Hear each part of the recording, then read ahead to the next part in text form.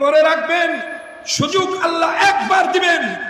এই জীবনের হায়াতের সুযোগ একবার, বারবার দিবে না, বারবার দিবে না, বারবার দিবে না। এই জগৎ তোমার একটা নয়, এটাই তুমি শেষ বুঝে নিও না। আজকে আফসোস হয় মুসলমান আর নাস্তিকদের দিকে তাকালে। আমার কাছে অনেক অংশে লাগে, আমার চেয়ে কেমন যেন মনে হয় ওই নাস্তিকরাও ভালো। নাস্তিকরা যা করে মুখে তা বলে, আর আমরা যা করি মুখে তার বিপরীতটা বলি। নাস্তিক বলে আল্লাহ মানি না, নাস্তিক বলে কোরআন মানি না, নাস্তিক বলে রসুল মানি না, নাস্তিক বলে আল্লাহ মানি না, নাস্তিক বলে কবর বিশ্বাস করি না, নাস্তিক বলে জান্নাত বিশ্বাস করি না, নাস্তিক বলে কিয়ামতের ময়দান বিশ্বাস করি না। এজন্য তারা নামাজ পড়ে না, এজন্য তারা রোজা রাখে না, এজন্য তারা কোরআন তেলাওয়াত করে না, এজন্য তারা রমজানে রোজা রাখে না। আর আমরা মুসলমান দাবি করি আমরা জান্নাত মানি, আখিরাত মানি, আল্লাহ মানি, রসুল মানি, কবর হবে বিশ্বাস করি, কিয়ামতের ময়দান হবে বিশ্বাস করি, অসৎ কর্ম করলে জাহান্নামে যেতে হবে বিশ্বাস করি। মুখে খুব ফুলঝুরি, মুখে বলতেছি, অথচ নাস্তিকও নামাজ পড়ে না, আমিও নামাজ পড়ি না। নাস্তিক রোজা রাখে না, আমিও রোজা রাখি না। নাস্তিকও সিদ্ধান্ত নিছে আগামী 1-1.5 মাস পরে যে রোজা আসবে, রমজান মাস আসবে, সে রোজা রাখবে না। আমি মুসলমান, আমি বলতেছি জান্নাত আছে, জাহান্নাম আছে, আমিও সিদ্ধান্ত নিয়ে নিছি রোজা রাখবো না। তাহলে বলেন বৃক্ষ তোমার নাম কি? জোরে বললে খুশি হয়ে যাবে। বৃক্ষ তোমার নাম কি? ফলে করি চট। শুনুন, কাফেরও গায়ে লেখা থাকে না, পিঠে লেখা থাকে না, কপালে লেখা থাকে না। মুসলমান ও গায়ে লেখা থাকবে না, পিঠে লেখা থাকে না, কপালে লেখা থাকবে না। বৃক্ষ তোমার নাম কি? ফলে করি চট। দেখা হবে কিয়ামতের ময়দানে, সেদিন আল্লাহ সুবহানাহু ওয়া তাআলা ভাগ করবেন। আজকে লেখা নেই, ওই দিন ভাগ হবে।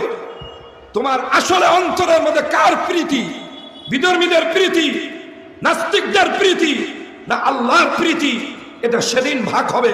আজকে হয়তো ছাড় পাবেন, কিন্তু আল্লাহ যেদিন ধরবেন সেদিন আর ছাড় দেওয়া হবে না। ভাইরা আমার, আমরা সবাই আমেরিকা, ইউরোপ এদেরকে ঘৃণা করি।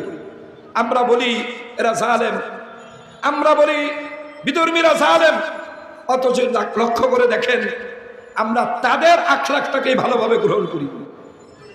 সব আখলাক আমাদের ওই ইউরোপ আমেরিকার মতো। একটু তাকায় দেখেন, আজকে আমেরিকার সবচেয়ে স্বর্গ যে লস অ্যাঞ্জেলেস, তাকায় দেখেন লস অ্যাঞ্জেলেসের দিকে মৃত্যু পুরীতে পরিণত হয়েছে। তাকায় দেখেন একটু তাদের দিকে। পাপের নগরী লস অ্যাঞ্জেলেস, এমন কোন পাপ নাই যে পাপ ওই নগরের মানুষ না করে। লস অ্যাঞ্জেলেসের ব্যাপারে লেখে মানুষ যে সেখানে কোনো ঘড়ি নেই, কারণ তারা যে ফুর্তি করবে ওই ঘড়ি প্রতিবন্ধকতা সৃষ্টি করবে। যেমন ওই যে আমি মাঝে মাঝে ঘড়ি দেখতেছি, কেন যে আমার টাইমের দিকে দেখতে হবে, এশারে নামাজ পড়তে হবে, আমার আবার আর এক দিকে যাইতে হবে। এজন্য আমার এই ঘড়ি আমার জন্য প্রতিবন্ধক।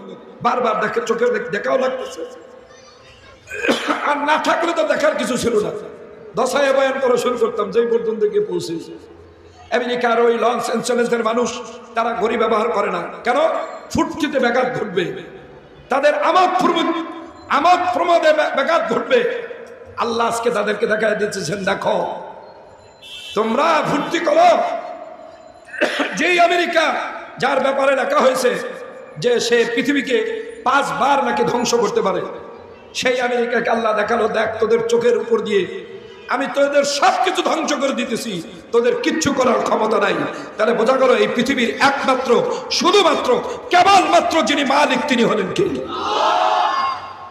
আমারও মনের মধ্যে একটা বড় দুঃখ ছিল, আল্লাহকে এত ডাকি, এত ডাকা আল্লাহরে ডাকতেছি, যেভাবে দেখি গাজার মুসলমানকে একটা রাষ্ট্রকে তামায় পরিণত করে দিতেছে। অসহায় মানুষগুলো, নিরহ বাচ্চাগুলিকে, গর্ভবতী মা পর্যন্ত গুলি করে করে ফেলে দিতেছে। এইভাবে লক্ষ লক্ষ নারী পুরুষকে শহীদ করে দিল। লক্ষ লক্ষ নারী পুরুষ আহত হয়ে মৃত্যুর সাথে পাঞ্জা লড়তেছে। ওরা যেন চিকিৎসা না নিতে পারে, এজন্য সমস্ত হাসপাতালগুলো ঘুরিয়ে দিল। বিবর্জিত কাজ ওরা করতেছে। এর সহযোগী হলো মূল আমেরিকা। আল্লাহ কিছুই করতেছে না।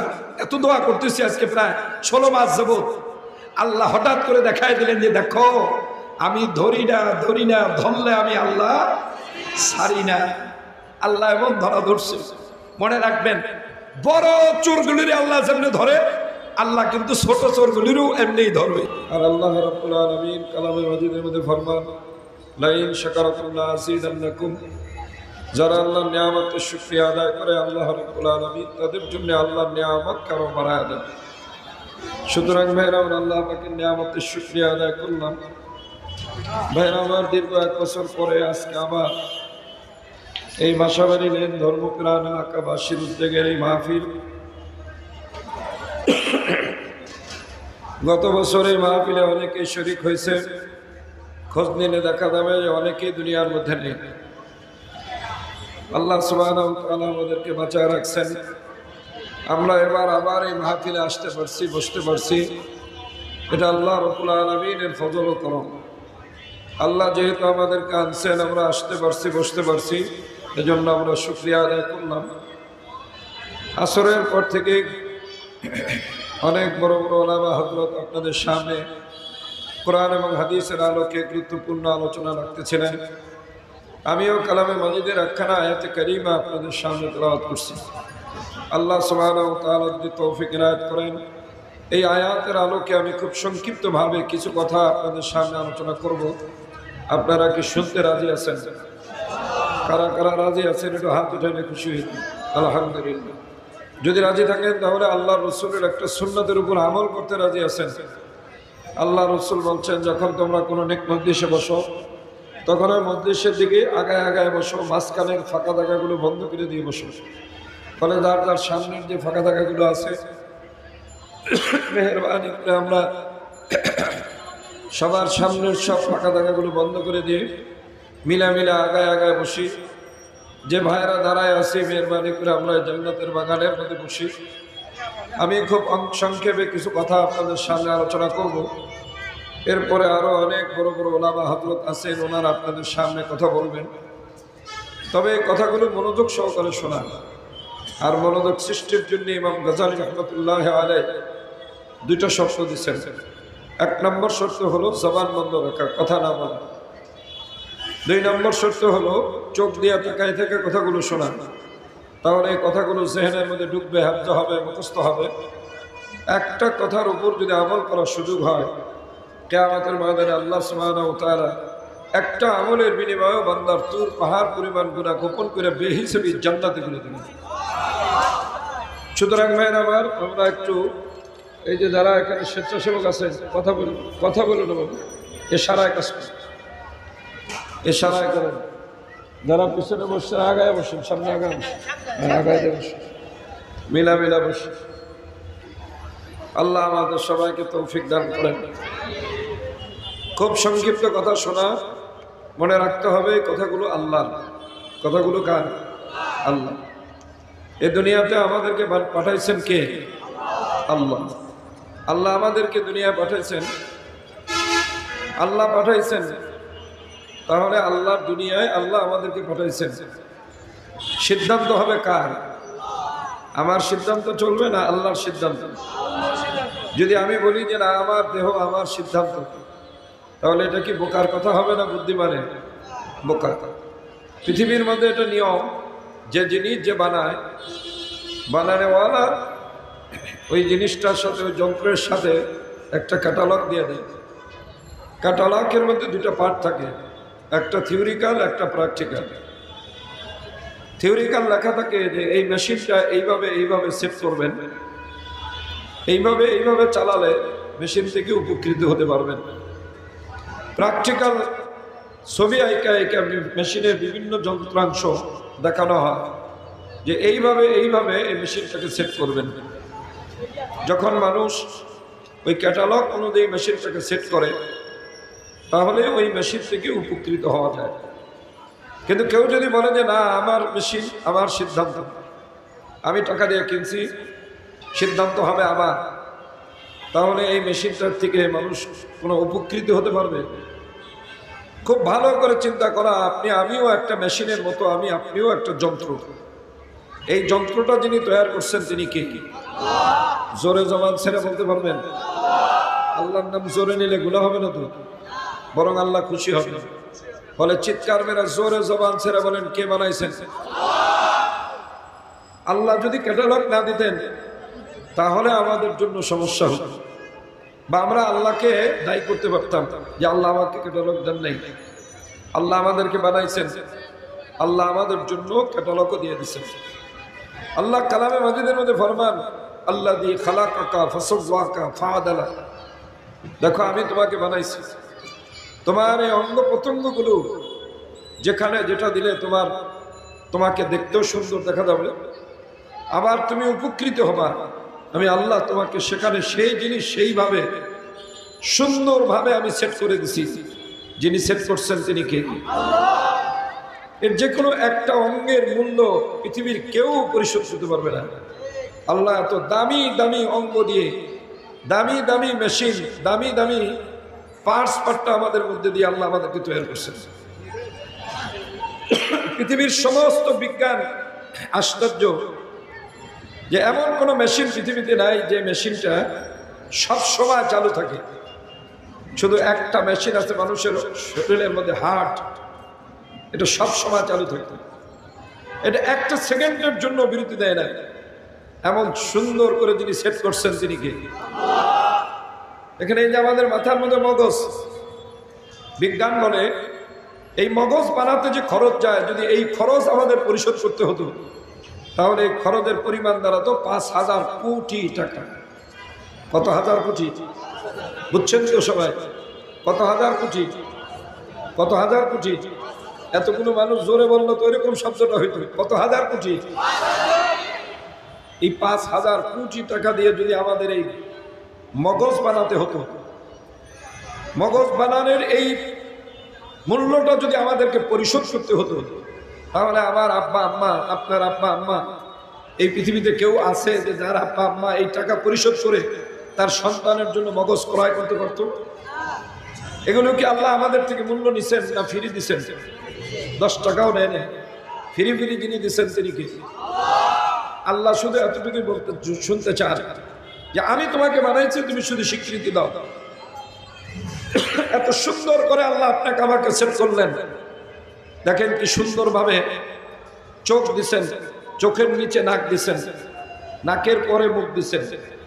খাদ্য খাওয়ার সময় প্রথমেই চোখে এক্সরে করতেছে খাবারটার মধ্যে কতটুকু ভালো কতটুকু মন্দ, এটা রুচিসম্মত হবে কিনা, পেটের মধ্যে গেলে হজম হবে কিনা, অথবা কতটুকু পরিমাণ খেতে পারবো আর কতটুকু পারবো না, এটা বোঝার জন্যে কোনো শিক্ষিত হতে হয়, কোনো বিদ্যালয়ে পড়তে হয়। অটোমেটিক এটা আমার জেহেনের মধ্যে রিপোর্টটা চোখে দিয়ে দেয়। এই শক্তিটা যিনি দিচ্ছেন তিনি কে? আবার আপনারা থেমে গেলেন, আল্লাহর নামটা একটু জোরে বলবেন না? জিকিরের মজলিস, আল্লাহর নামটা একটু জোরে নিব, বলেন কে? যদি আল্লাহ না দিতেন কি করতেন? এই অনেক মানুষ কি আল্লাহ এমন দেয় নাই? আল্লাহ দেন নাই, কি করার আছে আপনার? চোখ দেখে দিল, আচ্ছা ঠিক আছে খাও, মুখের মধ্যে দিতে যাবে, নাক সাথে সাথে বাধা দেয়, এই দাঁড়াও, তুমি তো দেখলা ভালোই কিন্তু এটার থেকে দুর্গন্ধ আসে। কি কেমন যেন বাসি বাসি লাগে, মুখে দিও না। কেমন যেন পচা পচা লাগে, মুখে দিও না। আল্লাহু আকবার। যদি মনে করেন চোখ থাকতো মাথার এখানে, মাথার পিছনে, আর নাক থাকতো বুকের নিচে, তাহলে খানা খাবার সময় কি করা লাগতো? এই খাদ্যটাকে আগে নাকের পিছনে নিয়ে দেখার লাগতো চোখে কে, এরপরে আবার এই বুকের সামনে আইনে দেখাইতে হতো নাকে কে চেক করার জন্য, এরপরে মুখে দিতে হতো। আল্লাহ সুবহানাহু ওয়া তাআলা ইহসান করছেন, যেভাবে আপনার আমার জন্য সুবিধা হবে এত সুন্দর করে তুমি এত স্বাদের হাজির বিরিয়ানি খাবা, এত কষ্ট তুমি করবা দরকার নেই। তোমার চোখ দেখবে, চোখের পরে নাক চেক করবে, নাকে যদি রিপোর্ট দিয়ে দেয় তখনই মানুষ খাদ্যটা মুখে দেয়। খাদ্য মুখে দেওয়ার সঙ্গে সঙ্গে জিহ্বায় বলে দেয়, এই এটা মুখে দিয়ে, এটা গিলো না, চাবায়ও না, কেন ঝাল বেশি, অথবা টক, অথবা তিতা, অথবা পচা। বলে না বলে না? এই শক্তি আপনাকে আমাকে দিয়ে যিনি বানাইছেন তিনি কে? আল্লাহ এতটুকু শুধু স্বীকৃতি চায় যে বলো আমি দিছি। এতটুকু বললেই আল্লাহ খুশি। আল্লাহ বলেন লাইন শাকারতুম লাযিদান্নাকুম, তুমি এই কথাটুকু স্বীকার করবা তাহলে আমি আল্লাহ তোমার জন্য আমার নিয়ামতকে আরো বাড়ায় দেব। দেখেন জীববিজ্ঞানীরা বলে পৃথিবীতে অনেক জীব আছে যে জীবগুলো শুধু গোশত খায়, এজন্য ওদের দাঁতগুলো চোখা চোখা। কিছু জীব আছে পৃথিবীতে যারা শুধু ঘাস খায়, তাদের দাঁতগুলো চ্যাপটা চ্যাপটা। এই গরুর দাঁত, আপনার এই যে খাসি বকরির দাঁত, এগুলো কি চ্যাপটা। কেন? ওরা কি খায় না? গোশ খায় না। বাঘ সিংহ এদের দাঁতগুলো সব চোখা। কেন? ওরা কি খায়? শুধু গোশত খায়। আর মানুষ একটু যারা যুবক আছেন তারা জিহ্বাটাকে একটু মুখের মধ্যে লাড়া দেন, দেখেন কিছু দাঁত আছে চ্যাপটা, কিছু দাঁত আছে চোখা। বিজ্ঞান বলে এইভাবেই আল্লাহ সৃষ্টি করছেন যে মানুষ গোশতও খায়, শাকসবজিও খায়। শাকসবজির জন্য হলো চ্যাপটা দাঁত আর গোশতের জন্য হলো চোখা দাঁত।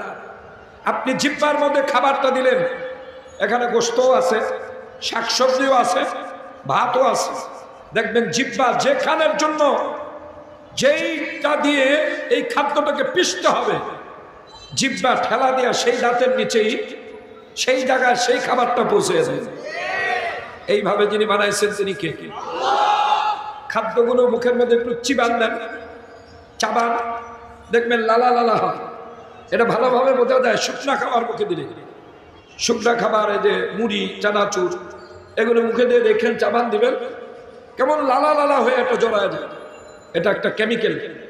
বিজ্ঞান বলে যদি এই লালাটা না হতো তাহলে তোমার খাদ্য নালী দিয়ে এই খাবার কোনোদিন পার্শ্বদে হয়ে পাকস্থলীতে পচতো না, আটকে যেত। এজন্য আল্লাহ এটাকে লালা বানাইছে, লোদ লোদ বানাইছে। এরপরে এই লালাটা খাদ্যের সাথে মেলার কারণে খাদ্যটা পাকস্থলীতে গেলে এটা মেডিসিনের কাজ করে। এই লালার কারণে খাদ্যটা হজম হয়ে যায়। বিজ্ঞান তো শুধু তথ্যটা দিছে, কিন্তু আসলে তৈরি করছেন কে? আবার আপনারা ঠান্ডা হয়ে গেলেন, জোরে বলেন কে বানাইছেন? আপনি এগুলো তো বড় বড় অঙ্গ নিয়ে আলোচনা করলাম। চোখের দিকে তাকায় দেখেন, এই চোখের উপরে দুইটা পাতার সাথে পিসি আছে। পিসি, এটাকে পিসি বলে। পাতার সাথে কিছু পশম আছে। এই পশমগুলো দেবার কি কারণ থাকতে পারে? বিজ্ঞান বলে এই পশমগুলো আল্লাহ এজন্য দিছেন যে এই পশমের কারণে, এই পশমগুলো একটা রাডারের কাজ করে। রাডারের কাজ করে এই যে চোখের পাতার সাথে পশমগুলো। আল্লাহু আকবার। চোখের দিকে ধুলা আসুক, বালু আসুক, বড় আসুক আর ছোট আঘাত আসুক, যে কোনো আঘাত আসলে টস করে চোখটা বন্ধ হয়ে যায়। কিসের কারণে বন্ধ হয়? এই যে চোখের পাতার উপরে পশমগুলো থাকার কারণে। যদি এই পশমগুলো না থাকতো, বিজ্ঞান বলে জীবনেও এই চোখ বন্ধ হতো না। মানুষগুলো এই ধুলাবালো চোখে গিয়ে মানুষের চোখ নষ্ট হয়ে অকেজ হয়ে যেত। কি আশ্চর্য আল্লাহর সৃষ্টি! এত সুন্দর করে আবার এই পশমগুলোকে চোখের সামনেই রাখছে, কিন্তু কোনোদিন নিজের চোখ দিয়ে এই পশমগুলো দেখছেন? যদি এগুলো চোখের উপরে ঝুলা থাকতো তাহলে আপনার আমার দেখার কত ব্যাঘাত ঘটতো, কি সমস্যাটা সৃষ্টি হয়ে যেত। এত সুন্দর করে কে বানাইছেন? হাসিনা, খালেদা, আমেরিকা, ইউরোপ, কে বানাইছেন? চিৎকার মেরে বলেন কে? তুমি সবার কথা মানো, এখন সবার কথা শোনো। দেখো এই যে তোমার কান, এই কান তো শুধু ফুটা এবং ফুটার ভিতরে আপনার পর্দা আছে। এই পর্দা দিয়েই মানুষ কথাটা শুনে, কিন্তু এই কানের চতুর্দিকে বেড়া আছে। একটু হাত দিয়ে দেখেন, চতুর্দিকে বেড়া দেওয়া আছে। আবার বেড়াটারও কত কৌশলে বেড়াটা দেওয়া আছে। এই যে বেড়া, আপনি বলেন এটাকে কি বলে জানি না, আপনি দেয়াল বলেন, দেয়াল বললেও বুঝি। আবার কত সুন্দর সুন্দর ভাঁজ দেওয়া আছে। বিজ্ঞান বলে কেন দেওয়া হলো? মানে এই শব্দটারও একটা শক্তি আছে। শব্দর একটা কি আছে? শক্তি আছে। যদি এই বেড়াটা চতুর্দিকে না থাকতো তাহলে এই শব্দেও সরাসরি কানের ভিতরে দেওয়ার কারণে পর্দা ফাইটা মানুষ আহত হয়ে যেত। এই জন্য আল্লাহ সুবহানাহু ওয়া তাআলা এই চতুর্দিকে যেখানে যতটুকু কষ্ট দিয়ে আপনার দেয়াল বানানো দরকার, আল্লাহ ওইভাবে দেয়ালটা বানায় দিচ্ছেন। এই দেয়ালটার কার্যকারিতা হলো যে কোনো শব্দ কানের দিকে আসলে কন্ট্রোল করে কানের ভিতরে পর্দা কতটুকু সহ্য করতে পারবে অতটুকু শব্দ কানের মধ্যে নিয়ে সুন্দরভাবে পৌঁছে দেওয়ার জন্য আল্লাহ সুবহানাহু ওয়া তাআলা এই দেয়ালটা বানাইছেন। কে বানাইছেন? আমি যে আয়াত আপনাদের সামনে তেলাওয়াত করছি, এই আয়াতের মধ্যে আল্লাহ সুবহানাহু ওয়া তাআলা এই কথাগুলি বলছেন, আফসোসের সাথে বলছেন, শোনো আমি তোমাকে বানাইছি, আল্লাযী খালাকাকা ফাসাওয়াকা। এরপরে দেখো আমি তোমার উপরে চামড়া দিছি, চামড়াগুলো এক এক জায়গার চামড়া এক এক রকম। বুকের চামড়ার ধারণ ক্ষমতা একরকম, পিঠের চামড়ার ধারণ ক্ষমতা একরকম, পায়ের তালার চামড়ার ধারণ ক্ষমতা একরকম, হাতের তালার চামড়ার ধারণ ক্ষমতা একরকম, বোধ শক্তিও এক একটার এক এক রকম। ঠিক না বেঠিক? কে বানাইছে? আপনার আব্বা, আমার আব্বা, নেতারা, এমপি মিনিস্টাররা। কে দিছেন? কে? বলবেন না আল্লাহর নামটা? সরে বলেন কে? আল্লাহ। সূরা আর-রহমানের মধ্যে আল্লাহ বলেন, খালাকাল ইনসান আল্লামাহুল বায়ান।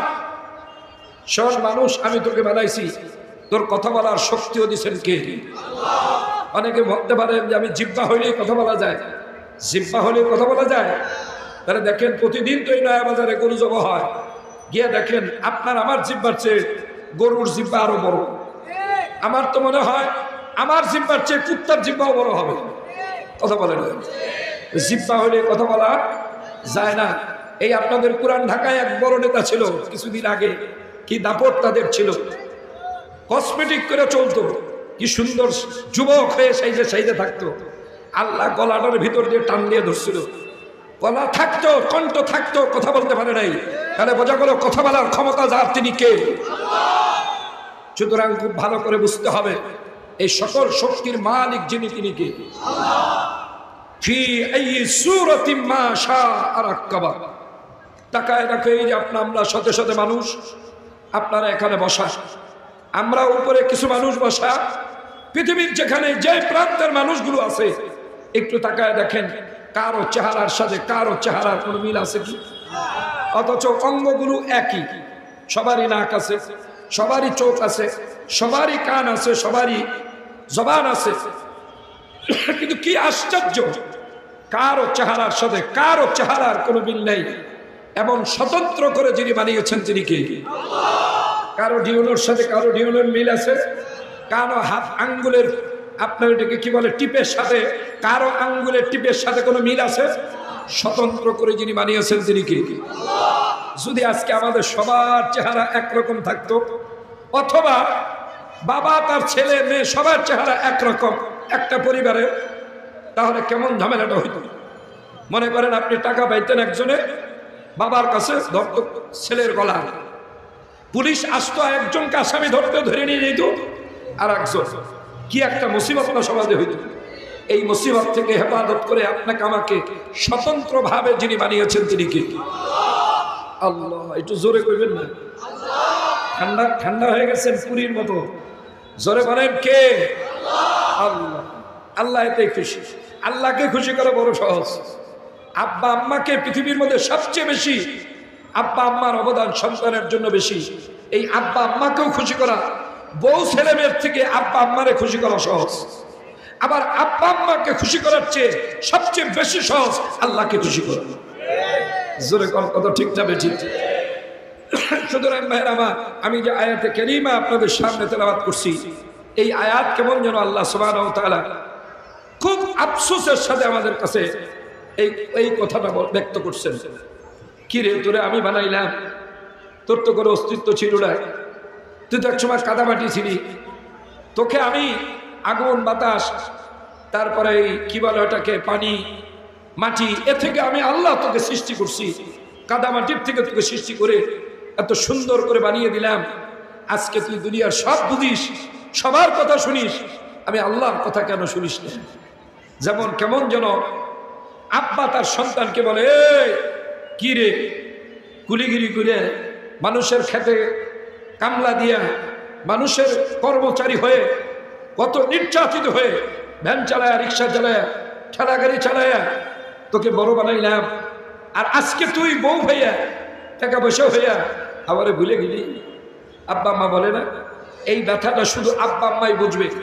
আবার যারা এখন আব্বা আম্মাকে ভুলে গেছেন, তারা যেদিন আব্বা আম্মা হওয়ার পরে সন্তান আপনার সাথে এমন আচরণ করবে, সেদিন আপনি বুঝবেন, আজকে বুঝে আসবে না।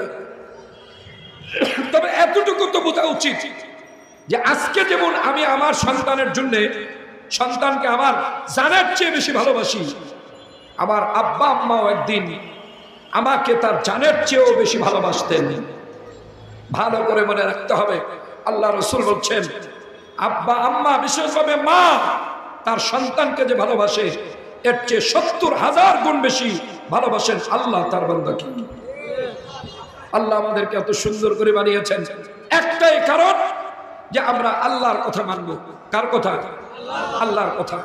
অথচ আজকে দুনিয়ায় এসে বুদ্ধি টুদ্ধি পাইয়া, নজর টজর ভালো দেখে এখন আর মালিকের কথা আমাদের মনে নেই।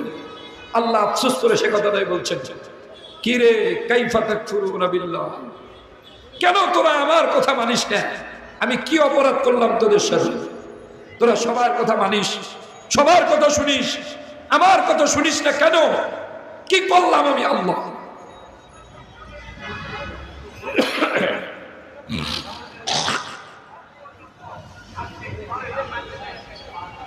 কাইফা তাকফুরুনা বিল্লাহ, কেন তুই আমাকে মানিস না? এখন তুই কান দিয়ে সবার কথা শুনিস, বুঝিস, তোরে আমি ব্রেন দিছি। ব্রেন দিছে কে? এই মসজিদে ঢুকলেই বোঝা যায় জুতা বড় মানুষ ছোট। জুতা বড় দেখলে কি বোঝায়? কথা বলে না। জুতা বড় মানুষ ছোট, জুতা যত বড় মানুষ তত বড়। কে বুঝতেছেন? ছোট জুতা মানুষ ছোট, কে বুঝতেছেন? আজকে তুমি চোখ দিয়া সব বুঝো, কান দিয়া কথা শুনলেই তুমি সবার কণ্ঠ বুঝো, অথচ কান দিল কে? জবান দিয়ে তুমি সবাইকে মধুর মধুর ডাকো। হে যুবক, কত গল্প কাহিনী গাও, কত গান গাও, আমি আল্লাহ যা পছন্দ না করি সেগুলো তুমি গাও, অথচ তোমার এই কণ্ঠটা যিনি দিচ্ছেন তিনি কে? তোমার এই জবান উচ্চারণ করার ক্ষমতা যিনি দিচ্ছেন তিনি কে?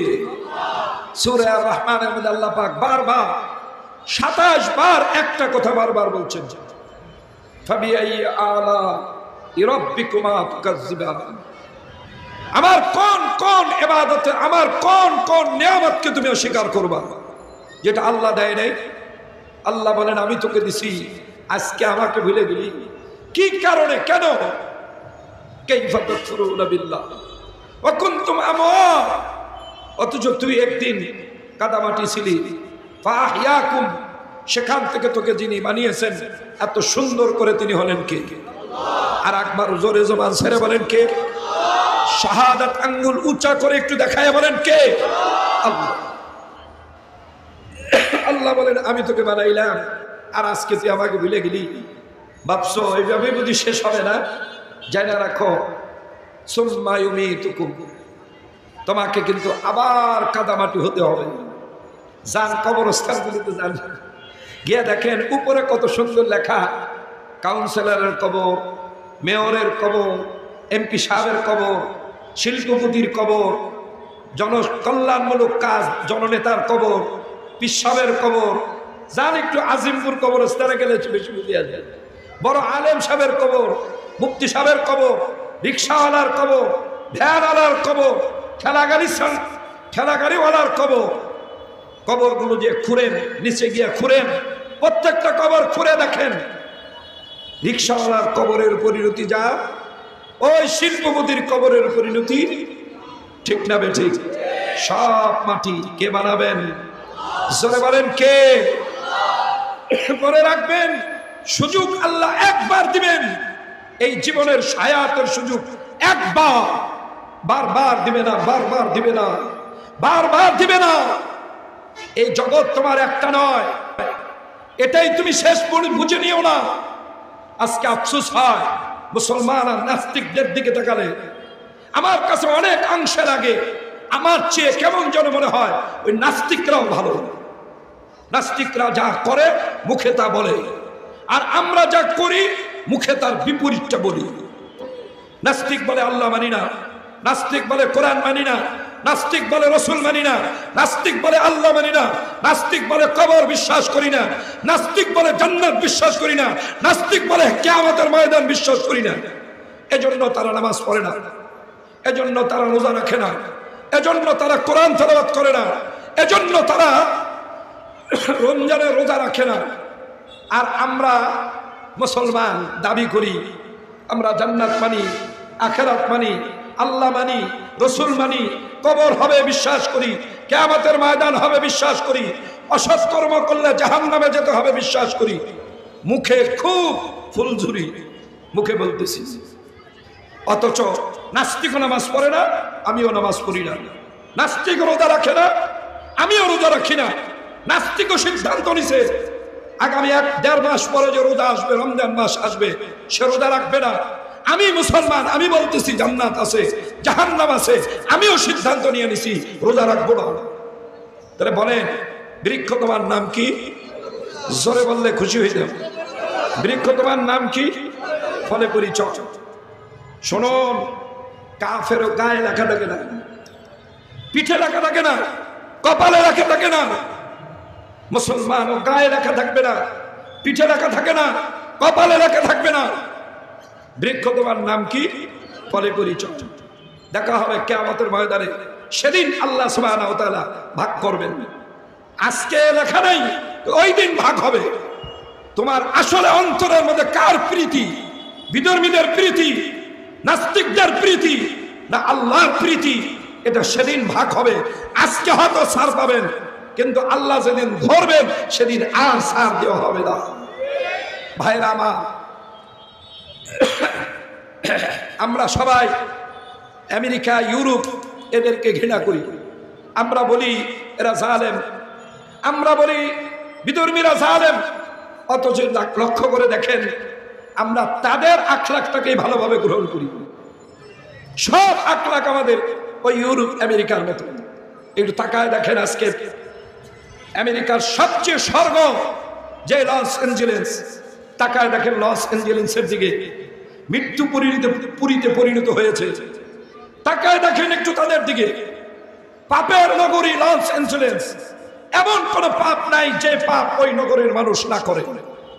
লস অ্যাঞ্জেলেসের ব্যাপারে লেখে মানুষ যে সেখানে কোনো ঘড়ি নেই, কারণ তারা যে ফুর্তি করবে ওই ঘড়ি প্রতিবন্ধকতা সৃষ্টি করবে। যেমন ওই যে আমি মাঝে মাঝে ঘড়ি দেখতেছি, কেন? যে আমার টাইমের দিকে দেখতে হবে, এশারে নামাজ পড়তে হবে, আমার আবার আর একদিকে যেতে হবে। এজন্য আমার এই ঘড়ি আমার জন্য প্রতিবন্ধক। বারবার দেখে, চোখে দেখাও লাগতেছে। আর না থাকলে তো দেখার কিছু ছিল না। দশায় বয়ান করা শুরু করতাম, যেই পর্যন্ত গিয়ে পৌঁছেছে। আমেরিকার ওই লস অ্যাঞ্জেলেসের মানুষ তারা ঘড়ি ব্যবহার করে না, কেন? ফুর্তিতে ব্যাঘাত ঘটবে, তাদের আমোদ প্রমোদে ব্যাঘাত ঘটবে। আল্লাহ আজকে তাদেরকে দেখায় দিচ্ছেন, দেখো তোমরা ফুর্তি করো। যেই আমেরিকা, যার ব্যাপারে লেখা হয়েছে যে সে পৃথিবীকে 5 বার নাকি ধ্বংস করতে পারে, সেই আমেরিকাকে আল্লাহ দেখালো, দেখ তোদের চোখের উপর দিয়ে আমি তোদের সবকিছু ধ্বংস করে দিতেছি, তোদের কিচ্ছু করার ক্ষমতা নাই। তাহলে বোঝা গেল এই পৃথিবীর একমাত্র, শুধুমাত্র, কেবলমাত্র যিনি মালিক তিনি হলেন কে? আমারও মনের মধ্যে একটা বড় দুঃখ ছিল, আল্লাহকে এত ডাকা ডাকি, এত ডাকা আল্লাহরে ডাকতেছি, যেভাবে দেখি গাজার মুসলমানকে একটা রাষ্ট্রকে তামায় পরিণত করে দিতেছে। অসহায় মানুষগুলো, নিরহ বাচ্চাগুলিকে, গর্ভবতী মা পর্যন্ত গুলি করে করে ফেলে দিতেছে। এইভাবে লক্ষ লক্ষ নারী পুরুষকে শহীদ করে দিল। লক্ষ লক্ষ নারী পুরুষ আহত হয়ে মৃত্যুর সাথে পাঞ্জা লড়তেছে। ওরা যেন চিকিৎসা না দিতে পারে, না নিতে পারে, এজন্য সমস্ত হাসপাতালগুলো ঘুরিয়ে দিল। এমন মানব বিবর্জিত কাজ ওরা করতেছে। এর সহযোগী হলো মূল আমেরিকা। আল্লাহ কিছুই করতেছে না। এত দোয়া করতেছে আজকে প্রায় 16 মাস যাবত। আল্লাহ হঠাৎ করে দেখায় দিলেন যে দেখো আমি ধরি না, ধরলে আমি আল্লাহ ছাড়ি না। আল্লাহ এমন ধরা ধরছে।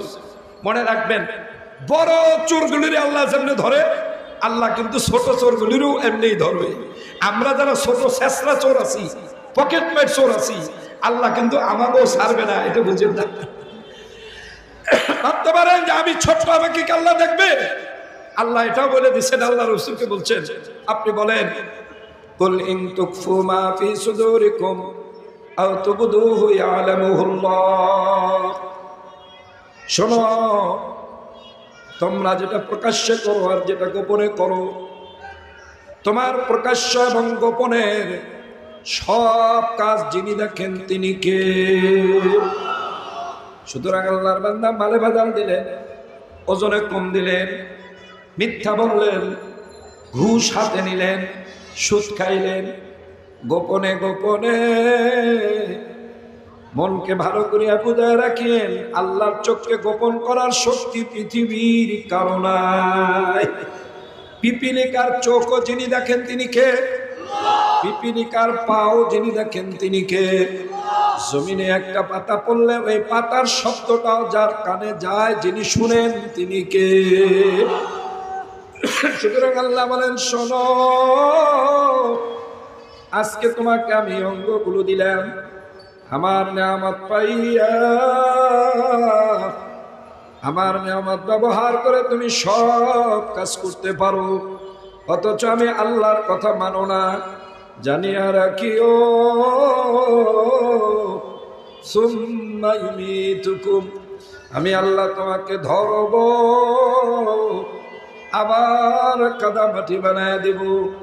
হে আল্লাহর বান্দারা, হে ঘরের মহিলারা, মা, কাদামাটি কিন্তু শুধু মানুষ হয় না, গরু, ছাগল, কুকুর, বিড়াল গুলো কাদামাটি হয়। আমার আল্লাহ বলেন, ওদের কাদামাটি আর তোর মধ্যে পার্থক্য। সুম্মা ইউহয়িকুম, আমি আল্লাহ তোকে আবার জিন্দা করব। যেভাবে তুই মৃত্যু হয়েছিস সেইভাবেই তোকে আবার জিন্দা করা হবে।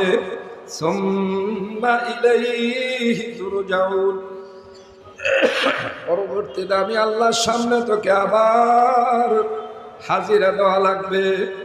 ওই দিন আমি আল্লাহ ধরব,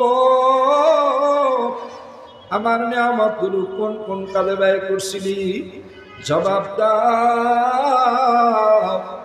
জবাব না দিয়া এক কদম সামনে অগ্রসর হবার ক্ষমতা পৃথিবীর কারো হবে না। আল্লাহর বান্দারা, এই বাসা বেরিলেন ধর্মপ্রাণ মুসলমানের আয়োজনে। এই যে যুবকরা বিশেষভাবে ব্যবস্থা নিচ্ছে, এটা শুধু আমাদেরকে আখিরাতের কথাগুলো শোনানোর জন্যে। দেখো, মনে ভালো করে বোঝায় রাখো, এই দুনিয়ায় যদি তুমি একবার ফেল করো, আবারও পরীক্ষা দিয়া পাশ করার সুযোগ আছে। কিন্তু যদি তুমি কিয়ামতের ময়দানে আল্লাহর পরীক্ষায় ফেল করে বসো, পাশ করার সুযোগ আর দ্বিতীয়বার পরীক্ষা দিয়ে পাশ করার সুযোগ পৃথিবীর আর কাউকে দেওয়া হবে না। যারা সেদিন কিয়ামতের ময়দানে পাশ করে ফেলবো, আমার আল্লাহ তাদের ক্ষেত্রে শুভ সংবাদ দিয়েছেন, ওয়াবাশশিরিল্লাযীনা আমানু ওয়া আমিলুস সালিহাত আন্না লাহুম জান্নাতিন তাজরি মিন তাহতিহাল আনহার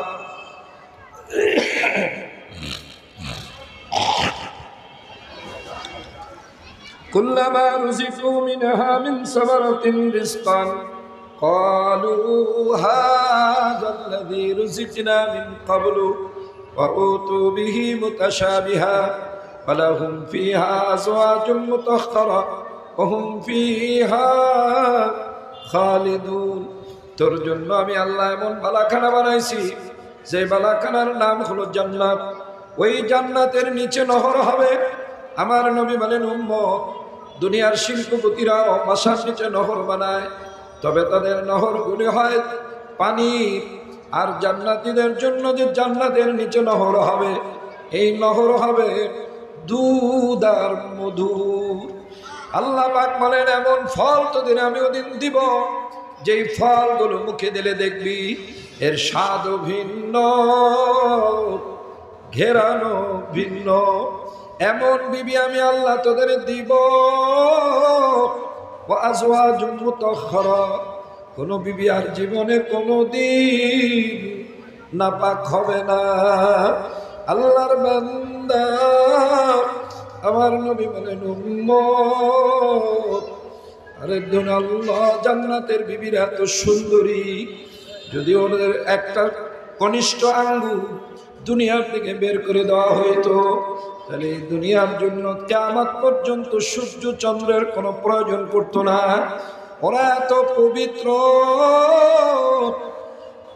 আল্লাহ যদি ওদের থুথু একটু জমিনের দিকে ফালাইতো, পৃথিবীর যে প্রান্তে যে মানুষ থাকতো, ওই থুথুর ঘেরানে সব পিপিলিকার মতো দৌড়ে আসিয়া ওই থুথু কাটিয়া চাটিয়া খাবার জন্য প্রতিযোগিতায় লিপ্ত হয়ে যাইত। এত সুন্দর, এত পবিত্র নারী। আমি আল্লাহ যারা আমার নির্দেশ মোতাবেক চলবি তাদের জন্য আমি আল্লাহ বানায় রাখছি। আমার নবী বলেন উম্মত, জান্নাতের মধ্যে প্রতি শুক্রবার একটা করে হাট মিলবে। ওই হাটে অন্য কোনো দ্রব্য থাকবে না। ওই হাটে শুধু কিছু মানুষের মূর্তি হবে।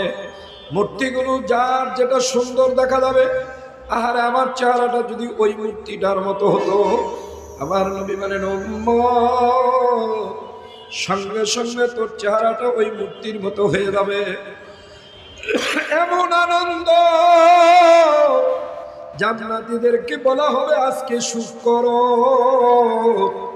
দুনিয়াতে তো অনেক কষ্ট করছো, অনেক লাঞ্ছনা শুনছো, জোয়ান বয়সে দাঁড়িয়ে রাখছো, মানুষ তোমাকে কত টিটকারি দিছে। জান্নাতে যারা যাবেন তাদের কোনো দাড়িও থাকবে না, জীবনে আর কোনো দিন বুড়াও হবে না। পক্ষান্তরে বাবারে, আমার আল্লাহ বলে যারা সেদিন বিচারে ঠকিয়া যাবি, যারা সেদিন আসামি হয়ে যাবি, আমি আল্লাহ তাদের জন্য একটা জেলখানা বানাইছি। ওই জেলখানার নাম হলো জাহান্নাম। জাহান্নাম কেমন? আল্লাহ বলেন নারুল্লাহি মুকাদাতুল্লাতী তাত্তালিউ আলাল আফইদা। বলে জাহান্নামের আগুন হলো আমি আল্লাহর জ্বালানো আগুন। তোমরা দুনিয়ায় নিজেরা আগুন জ্বালাও। হে ঘরের মহিলারা, মা, যে আগুন আপনারা ঘরের মধ্যে জ্বালান, ওই আগুন যদি কোনো মানুষের শরীরে লাগে, ওই দেহ পুড়তে পুড়তে যখন কলিজার মধ্যে আগুনের সেক লাগে, তখন ওই মানুষটা মারা যায়। আমার আল্লাহ বলে আমার আগুন আল্লাতী তাত্তালিউ আলাল আফইদা, আমি আল্লাহ যে আগুন জ্বালাইছি, ওই আগুন তোর কলিজা পুড়িয়া যাবে, তবুও কোনদিন মরবি না। মানুষগুলো তখন জাহান্নাম থেকে লাফায়া লাফায় ওঠার জন্য চেষ্টা চালাবে। আমার আল্লাহ তখন নির্দেশ দিবেন, সুম্মা ফি, আল্লাহ বলবেন, ইন্নাহা আলাইহিম মুকসাদা, হে ওদের বান্দা ফালা। কিসের সাথে বানবে? ফি আমাদিম মুমাদ্দাদা, লম্বা লম্বা খুঁটির সাথে বান্দা ফালা। কি দিয়া বানবে? আল্লাহ বলেন সুম্মা ফি সিলসিলাতিন যারউহা সাবউনা যিরাআন ফাসলুকু, এ ওদের 70 হাত লম্বা শিকল দিয়া বান্দা ফালা। আল্লাহর বান্দা, সেদিন মানুষ জাহান্নামের মধ্যে পড়িয়া, জাহান্নামের মধ্যে আটকা খাইয়া, গুনাহগার মানুষগুলো আমরা বলতে থাকবো। কি বলবো? আমার আল্লাহ তাও কালামের মধ্যে বলিয়া দিছে, নাফরমানরা বলবে মা আগনা আন্নি মালিয়া, ওরে আমার দুনিয়ার মাল, এই মাল তো আজকে আমার কোনো কাজে দিল না। হালাকা আন্নি সুলতানিয়া, ওরে আমার দুনিয়ার ক্ষমতা, তাও তো সব ধ্বংস হয়ে গেল। বাবারে, সেদিন নাফরমানরা আল্লাহর দিকে মুতাওয়াজ্জিহ হইয়া আল্লাহকে কাঁদবে আর বলবে, আল্লাহকে বলবে রব্বানা আখিরজিনা মিনহা ফাইন উদনা ফাইন্না যালিমুন। হে আল্লাহ, এই আযাব আর সহ্য করতে পারি না, আপনি আমাদেরকে মাফ করেন, আর জীবনে কোনো দিন গুনাহ করব না। আমার নবী বলেন, উম্মত একদিন না 2 দিন না 70,000 বছর পর্যন্ত আল্লাহকে ডাকতে থাকবি। 70,000 বছর পরে আমার আল্লাহ জবাব দিবেন, ইকসাউ ফিহা ওয়ালা তুকাল্লিমু। হে নাফরমানের দল, তোরা আজকে আমার সাথে কোনো কথা বলবি না। বাবারে, খুব ভালো করিয়া মনে বুঝে তারপরে কবরের দিকে যাইয়ে, যদি কবরে যাওয়া লাগে তাহলে আলেম ওলামার কথা শুনিয়া, কোরআন হাদিসের কথা মানিয়া কবরে চলো যাই, নাইলে আপনার উপায় নাই, আমি গোলামের উপায় নাই। আল্লাহুম্মা আমিন। আমার আল্লাহ, আমার মালিক, মাবুদ গো, আমলের দিক তাকায় দেখছি জাহান্নাম সারা বান্দার উপায় নাই। আল্লাহ আল্লাহ, কবর দেখলে বড় ভয় লাগে।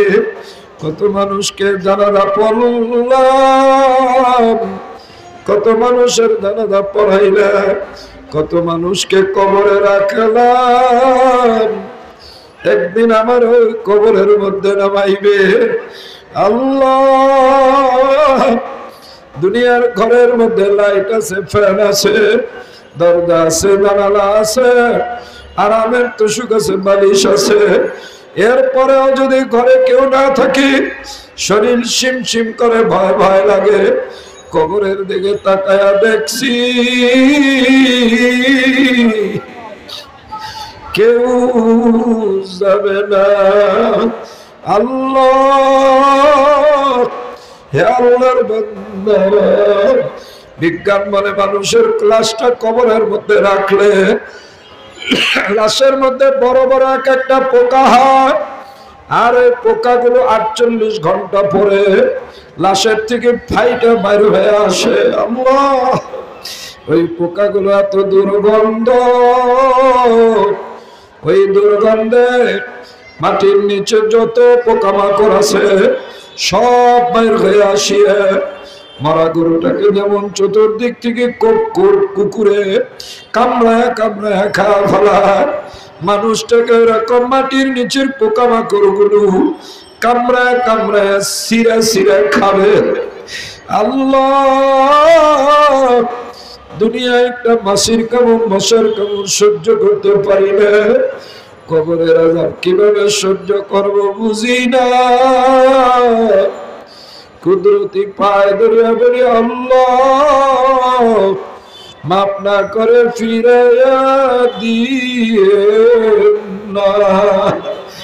আল্লাহ আল্লাহ, এই মাইকের আওয়াজ যতদূর পর্যন্ত যায়, হাজার হাজার মানুষ বাস করে, সবাই যদি আসতো এবং 10 মাঠেও মানুষ জায়গা দেওয়ার সুযোগ ছিল না।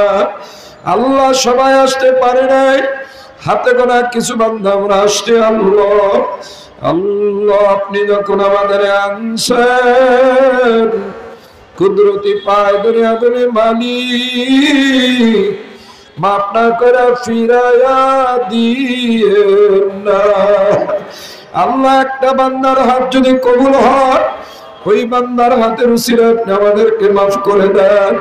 আল্লাহ, মাহফিল আপনি কবুল করে নেন, যুবকদেরকে কবুল করে নেন।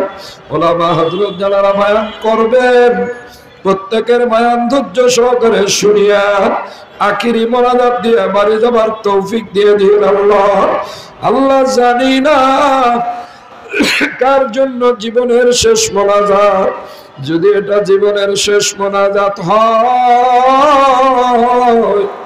মুমিন মুসলমান বানাইয়া কবরে ডাক দিয়ে মসজিদের চার বেহালার পালকি গিয়ে হাজির হয়ে যায়। এই মসজিদের খাটে উঠতে কি লজ্জা লাগবে না? মসজিদের খাটে ওঠার আগে মসজিদের মুসল্লি হও, নাইলে বাবা উপায় নাই। আল্লাহ আপনি আমাদেরকে যখন আনছেন, মাপ না করে ফিরায়া দিয়েন না। সাল্লাল্লাহু তাআলা আলা খায়রি খালকিহি মুহাম্মাদিন ওয়া আলিহি ওয়া আসহাবিহি আজমাইন ওয়ারহামনা মা'হুম বিরহমাতিকা ইয়া আরহামার রাহিমিন। সবাই বসেন, একটু তওবা করেন, রুমাল দেন।